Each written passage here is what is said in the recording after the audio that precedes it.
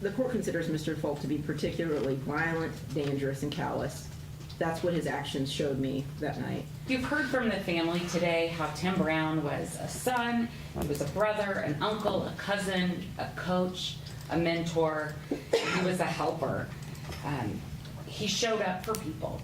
He made a significant impact on so many people, not just his family, but the community as well. And his family has showed up for him today. I think you can tell by the packed courtroom just how beloved Tim was. The loss, the impact that his death has had is immeasurable. You've heard the family talk about the physical impact of the intense pain from losing such a key part of their family. But most importantly, Tim was a father. He leaves a little girl a legacy behind. And I know that she will do amazing things with her life because she has the support from her family. When it comes to crafting a sentence, I know that the court has an incredibly difficult task. However, there are some statutory aggravators that I would ask the court to consider.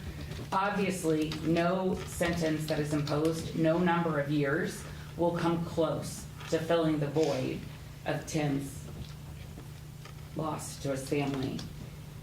But not just him, there were 5 other people that were injured that night. 5 people who had just gone to the bar to have a good time, whose lives were also impacted that night. So I would ask the court first and foremost to consider the nature and circumstances of the case. Mr. Fulk circumvented safety measures that were in place. He snuck a gun into a place where guns are not allowed for probably very obvious reasons. You can't have guns in a bar full of people who are intoxicated, it's crowded, it's dark. But he did it anyway. He did it anyway, and then for some unknown reason, perhaps an argument that took place, we don't really know what happened that caused him to fire a gun. And you saw the video during the trial. That gun is pointed straight at the crowd of people. And he fired it again and again and again. And he struck Tim 5 times, and he struck 5 other people. People who then left with broken bones and scars and emotional trauma from that night. Not only that, he terrified hundreds more. That bar, the video is so impactful as you watch a sea of people just drop to the ground, terrified for their lives because of Mr. Fulk's actions. So not only did he impact the family of Tim and his 5 other victims, Raymond Riggins, Vincent Fernellis, Jeremy Dickerson, Malcolm Montgomery, and Dwayne Little. All of those people were impacted that night, and so I would ask the court to consider the nature and circumstances of the event because it was so overwhelmingly uncalled for and risky. It is a miracle that no more than the 6 people who were injured or killed were injured that night. The second aggravator I'd ask the court to consider is Mr. Fulk's history of criminal behavior.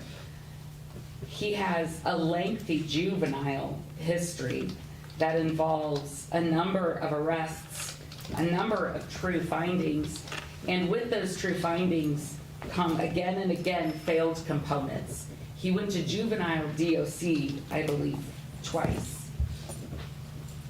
His juvenile true findings include intimidation as a D felony, theft as a D felony, burglary as a level 4 felony, as well as a number of other arrests.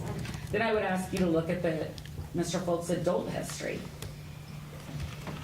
His first conviction is the burglary as a level 4 in 2017, and on that sentence, he had a community corrections violation and ended up in the Department of Correction.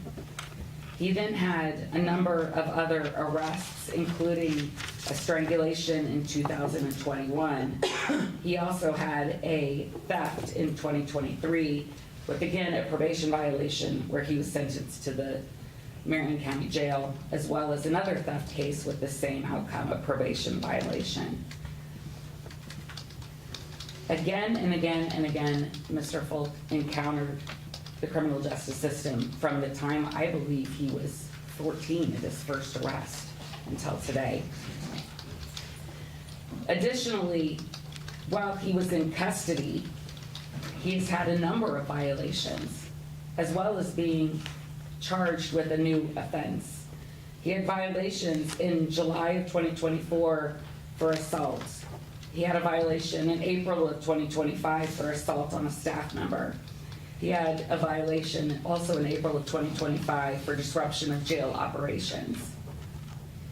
And then the final aggravator that I would ask the court to consider is the fact that he has recently violated the conditions of his probation, his parole, community corrections, or pretrial release. I went through the pre-sentence investigation, and I noticed that the cases just overlapped and overlapped and overlapped. And so I looked at all of the different offenses, and I did the math on them. And since 2014, I believe, or 2016, Mr. Fulk has only been not under the supervision of the court for either a filed case or some sort of a community correction sentence, or at the Department of Corrections or the Adult Detention Center for 292 days. That is the only amount of time where he has been just walking around as a completely unencumbered person in this city. The entire rest of his life has been committing one offense after another, after another, after another. At times, only a week to 2 weeks in between. He was on pretrial release, or on probation, I apologize, for 2 offenses when this offense was occurred. So I would ask the court to consider all of those aggravators. There are some mitigators that the court could potentially consider. However, I think the only one that really, truly, potentially applies is the fact that Mr. Fulk has children, and that it would be a hardship on them. But I would argue that it's not necessarily an undue hardship, because I don't know what kind of impact he was having on their life when, again, he is constantly being arrested, constantly serving sentences. No other mitigator applies, because this crime was harmful to so many people, and it threatened the harm of so many others. There's no indication that this wouldn't reoccur. There's no indication that this wasn't provoked in some way. And he is incredibly unlikely to respond affirmatively to any type of reduced or community corrections type sentence.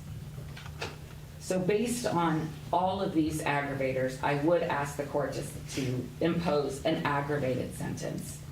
I would ask the court for count 1 to impose a time of 63 years for the murder of Tim Brown. I would ask the court for counts 2, the battery with a deadly weapon on Raymond Riggins, to impose a sentence of 5 years. The same for count 3 for Benson Fernellis, a sentence of 5 years. For count 4, the aggravated battery of Malcolm Montgomery, I would ask the court to sentence Mr. Fulk to 14 years. For counts 5 and 6, the battery with a deadly weapon on Jeremy Dickerson and Dwayne Little, I would ask the court to sentence Mr. Fulk to 5 years for each of those crimes. Additionally, because we have 6 different victims here, I would ask the court to impose each of these counts consecutively. I believe, if I've done the math correctly, that's a total sentence of 97 years. I think that is appropriate when the court weighs the aggravators and the mitigators in this case. And I think that 97 years will not come close to making it up for the family with what they've lost.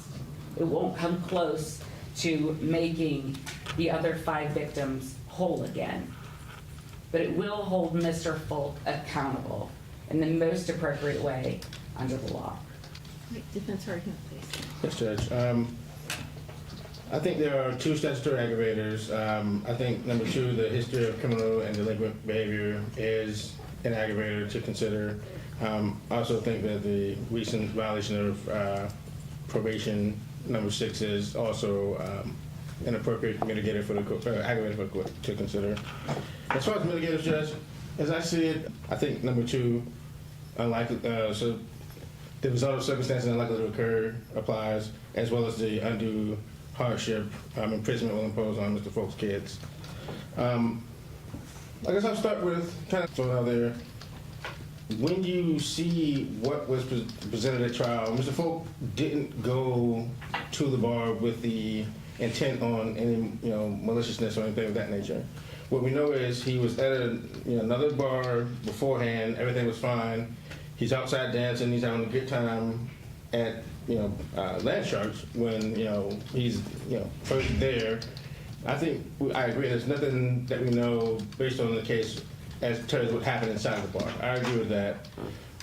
But I started to say he's not someone who went into this situation knowing what was going to happen.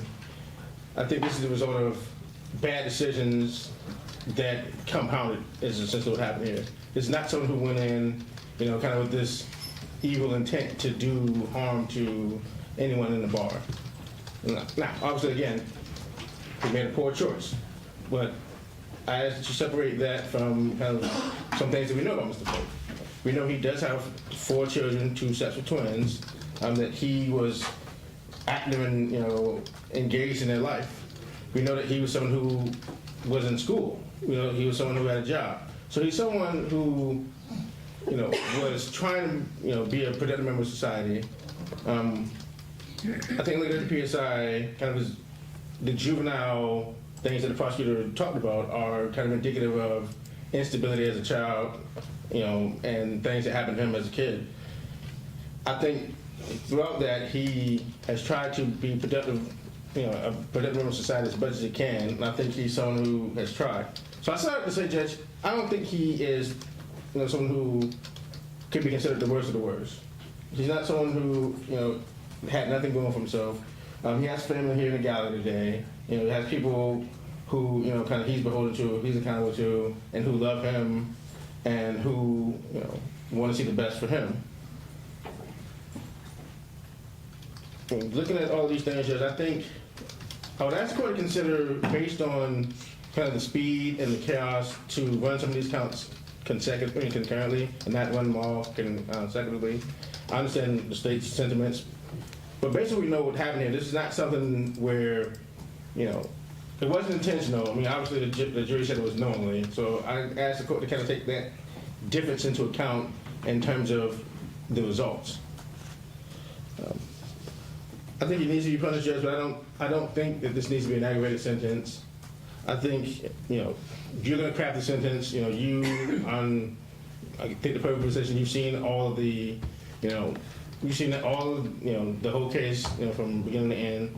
So I think you are in a good position. Far be it for me to kind of talk about a number, but I would ask that the court to consider, at the very least, a balanced sentence. Judge, if I may briefly add one thing. Yes, and then Mr. Fulk will have the opportunity to. Yeah. Thank you. There you go. Okay. Your Honor, we're here for a number of reasons today. Gun violence is a complex social problem.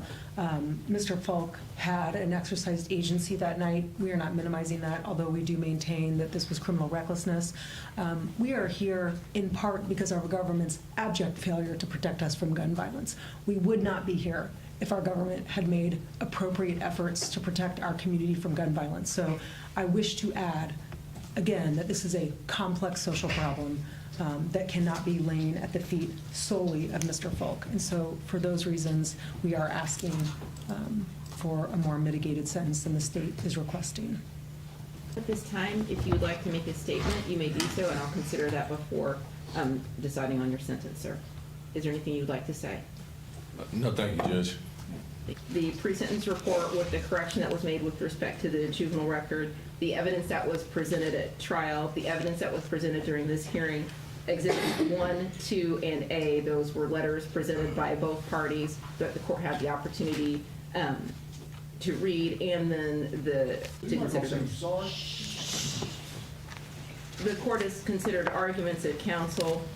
The court gave the defendant an opportunity to make a statement. He chose not to, and he is not required to do so.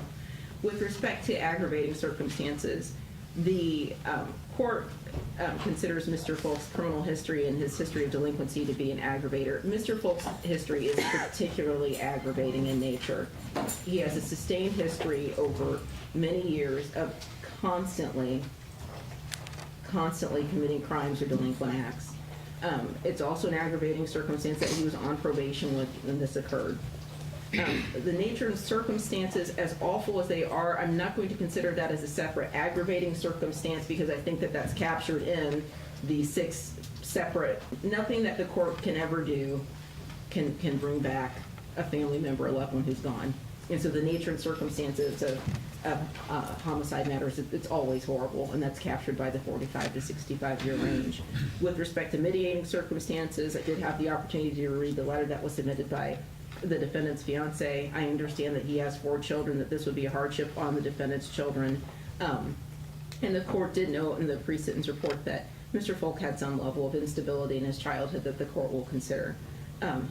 All of that being said, the court considers Mr. Fulk, based on his actions, based on the evidence that the court was able to see during the trial, the videos that were presented, the court considers Mr. Fulk to be particularly violent, dangerous, and callous. That's what his actions showed me that night. The court does not find that these circumstances are unlikely to recur. The court finds that if given the opportunity, Mr. Fulk would do something similar again, as his criminal history has shown us. And none of us know exactly what Mr. Fulk planned to do when he went into the bar, but the evidence shows that at some level, Mr. Fulk made a decision that he was going to arm himself for some reason when he was inside the bar. His actions of retrieving the firearm from the individual that was with him and then later using the gun, I don't know what he was planning on doing, but he made a decision that he was going to ready himself to use a firearm. Then he used that firearm in a crowded bar filled with people and shot the firearm many, many times. This isn't a circumstance, this is awful as it would be, this isn't a circumstance where he shot at one person and then it hit someone that was on the other side of a wall. You were in that bar, you saw all those individuals there, and you fired multiple times moving around in the bar. I don't know why you did that, but you were aware of what you were doing to disastrous effect on the people that were shot, the other people that were in the bar. 6 individuals were shot, 1 was killed, many people were traumatized as you saw everyone running out of the bar, ducking, hiding. It was a completely chaotic, scary scene that was caused. Given all that, I don't believe that concurrent sentences would be appropriate. Consecutive sentences are appropriate in this matter because all of these 6 individuals deserve separate sentences. That is what is fair and appropriate. And given the aggravators and mitigators and balancing those, a mitigating sentence as to each of those counts also would not be appropriate. Each of these counts deserves to be served consecutively, and each requires an aggravated sentence. That is what's fair and appropriate. So for count 1, the sentence will be 60 years. For count 2, 4 years. For count 3, 4 years. For count 4, that's an aggravated battery, that will be 12 years. For count 5, 4 years. For count 6, 4 years. All of those will be served consecutively, meaning one after the other. I'm going to find you indigent to court costs. I'm not going to order a fine in this matter. Sir, you have the right to appeal both the conviction and the sentence. If you want to appeal, you need to let me know because you only have 30 days to do so. You'll waive your appellate rights if you don't let me know within those 30 days. I can appoint the public defender agency to represent you now for purposes of appeal. Would you like me to appoint proper counsel to represent you? Yes, ma'am. Proper counsel is appointed. Is there anything else from either party at this time? Judge, I just wanted to clarify that all of those sentences will be served in the Department of Corrections. All of those will be served in the Department of Corrections. And then I'm going to set a date for the level 6 matter. And again, looking at the charge that was filed and looking at the probable cause affidavit in that matter, that feels like a one-day jury trial to me. About how far out should I set this? Judge, maybe 6 weeks, I would say. That's fine with the state. Would parties like that to be set on June 18th?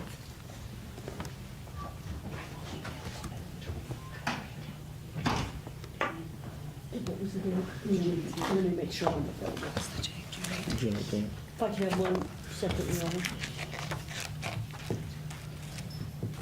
And it's one count of battery on a public safety official. That's fine. Yeah, that's fine with the state. Right, June 18th at 8:30 is the jury trial date, and then I'll set a final pretrial date.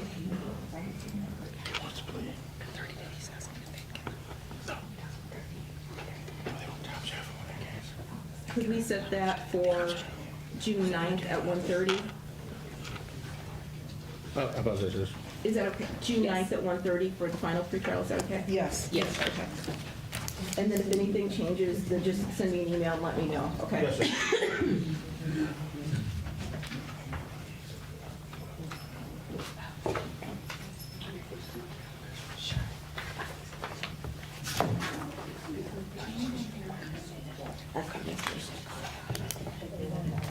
Okay, and then I am going to ask everyone in the gallery that was here for the sentencing on Mr. Fulk to follow the deputy's instructions. If they have instructions for you with respect to how you exit or in what order they want you to exit the courtroom, please follow the deputy's instructions.